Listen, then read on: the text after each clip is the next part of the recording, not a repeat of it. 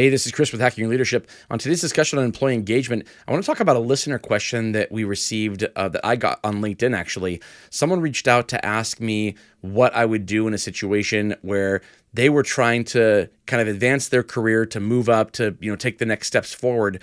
And their direct boss, their direct leader, was just completely disengaged. And it wasn't from a standpoint of, trying to hinder their career or trying to, hurt anything. It was just that person had basically checked out. That person was just kind of phoning in their role. Nice person, easy to get along with, just not easy to depend on for career development or personal growth or opening doors, that kind of thing. What do you do in that situation? And I thought it was a great question because, there's that's different than if a person is intentionally trying to subvert you or trying to hurt your career, and you have to address that relationship from that standpoint. But it doesn't mean that it's not important. It doesn't mean that it doesn't impact a lot of people. And I think that when you have people in roles for a long time, if a person who's kind of lost the desire to move up themselves and has been in that same role for 10, 15, sometimes 20 years or more, that can be a real good indicator that might be what is happening, is that they're not necessarily, they've lost the will or the ability or the desire to help other people move up. Yeah, so much to unpack here, so little time. Yeah. Because I think that they're not typically like it's not a one for one as far as like the amount of the amount of time that somebody's in a role and the same role over time, and like their ability to be engaged with like the career progression of their people. Like it's not as simple as that, but I will tell you that it leans very heavily in that direction. Is that if you have people that are in the same role for a really, really, really long time, it's rare that they just don't want to do the next thing. It's more locked into either they really, really, really enjoy that exact thing. It works for them. It's at the level of their capability.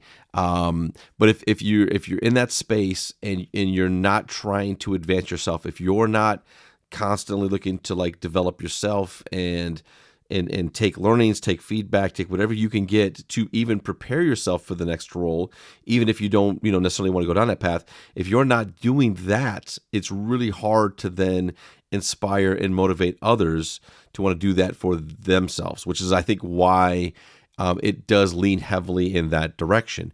Typically, you have someone who's in a role, and again, it's industry by industry, but let's say that they're in a typical role for 2 to 3 to 5 years, and that's enough time to really be able to be not only really effective and efficient at the job, but have success over time and have the opportunity to train and develop some of your people. Like that time frame makes a lot of sense to me in a lot of spaces.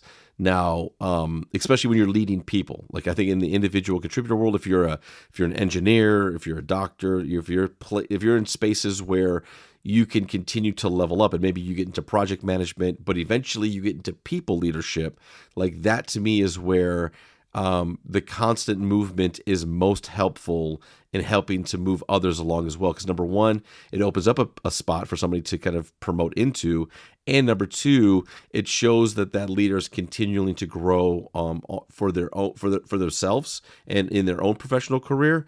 And that then allows them to be so much more engaged in bringing up their backfill and making sure that the next person or the next people on their team are ready for what's next. If they're stagnant, it's a lot harder to make movement when you yourself are not moving. I completely agree with that.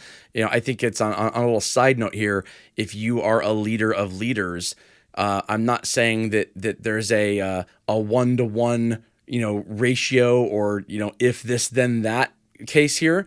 But if you are a leader of leaders and you have a particular leader who has not promoted anybody, has not gotten anybody promoted up from with underneath them, or gotten people to move up from underneath them within 6 months or a year, it would be something to dig into, right? It'd be something to look into to figure out why is that the case, because you want to make sure that if the scenario we're talking about here is what's going on, then you as a leader of leaders might have a responsibility to step in and help somebody else when when your direct report isn't doing their job responsibilities correctly, and you can address that and make sure that they have the support that they need, because oftentimes a disengaged leader is sometimes it's the scenario I said. They're just kind of phoning it in because they're just burnt out and they're tired, and they've been doing the same thing for 20 years.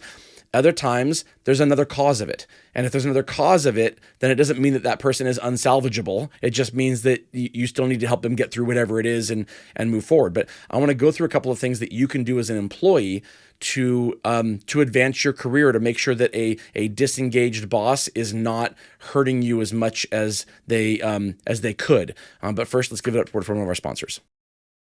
All right, if you're trying to advance your career in spite of the fact that your boss might be disengaged, your direct leader might be disengaged, the very first thing that you want to do is be very clear on the feedback and intentions that you're asking for.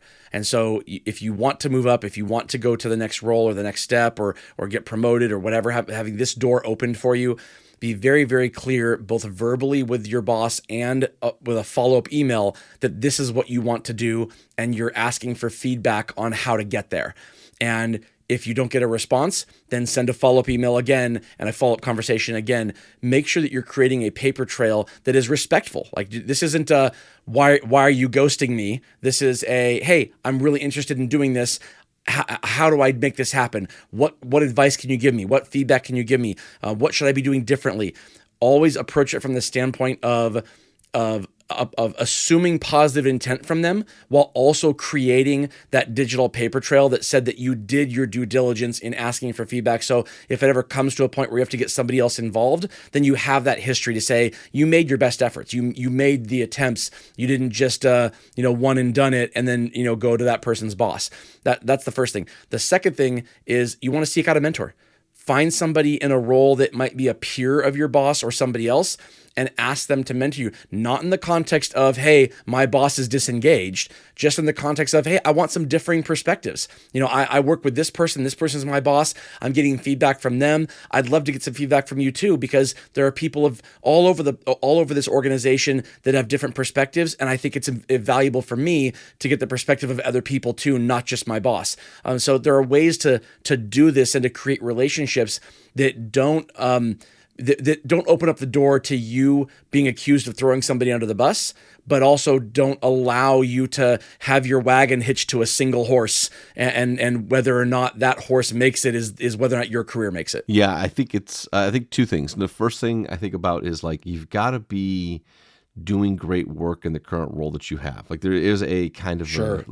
because the first thought was like, I give people advice all the time, say, hey, go talk to the decision makers, go talk to the people that are going to be a part of the process of you getting the next job, and do exactly what you're saying, which is like, go ask them questions.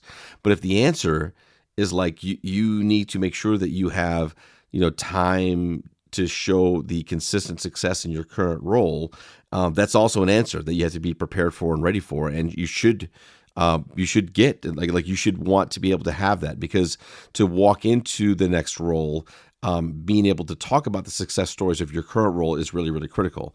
But I think that the second piece of that is like, I get the specific details. If you are doing well in your current role, if you're seeing success over time, and again, I don't want to get specifics into how much time that is exactly, but just over time, it's not like, you just got this responsibility and then you've done one project or you've had 1 month or 2 months of doing good work. Like, you want to see some success over time here. But if you have done that and then you're asking those questions, have that person be very specific. Don't just settle for like, hey, keep doing what you're doing. You did great with that. Keep that up. Like, you need to say and ask questions like, well, hey, if I was going to be in this role tomorrow, like, what would you expect of me today? Like, what exactly are you looking for? If I think about 3 months from now that I would want to do the next job, what would you have seen me accomplish in this one, and how would we measure that, and what would that be? Like, get into the really, really specifics, because that's going to help you build the best possible plan. And if you ask multiple people, be prepared to get different answers. And that's a part of figuring out that if you have multiple people in a decision-making process, they're all going to have some elements of their own perspectives or thoughts on what you should do and how you should get there. Right. And it's important for you to be able to speak to it from a standpoint of making all of them happy. And that is what it is. That this is the bias they might bring. And when I say bias, I don't mean it in a negative way. I just mean a factual human way. We all bring our own biases to the table when it comes to what we put value on in promoting and hiring decisions. And if there are multiple people involved, then you need to be able to see it from their perspective. The other thing I want to bring up too, and I think this is equally important, is this isn't just from the standpoint of getting feedback or engagement from a boss who is disengaged when you want to move up, but advancing your career could also be in fixing the problems that are happening in your own, way of doing things. And so this isn't just, go to people once you have all your ducks in a row. This is make sure you're high performing in your role before you ask for these things. I agree with that. But if you're not high performing in your role and you want to get better at it, this applies also. So if you need to get the feedback from a disengaged boss who won't tell you how to get better at your current role, and you think that your inability to perform at a high level in your current role is holding you back from getting promoted, that's a very real thing too. And so the advice is still the same advice. Absolutely ask your boss for feedback, and if they're disengaged and not giving it to you, ask a mentor or somebody else for feedback. But you don't necessarily have to approach it from the standpoint of, I want to get promoted now. You can start the conversation with, I want to make sure that this is on the radar for 6 months or a year from now, or the next time one of these roles becomes open. And I know I'm not prepared for it now, but I want to be. How do I get there?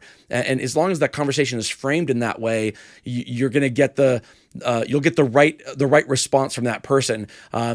Just don't go to that person giving them the impression from you that you want the role now or that you think you're ready for it now. If you know you're not ready for it, you're not ready for it. But that doesn't mean you shouldn't be having the conversation, and it doesn't mean that you can't have these conversations with other people. Thank you all for joining us in this discussion on employee engagement. We'll see you next Thursday for the next one. You have a great day.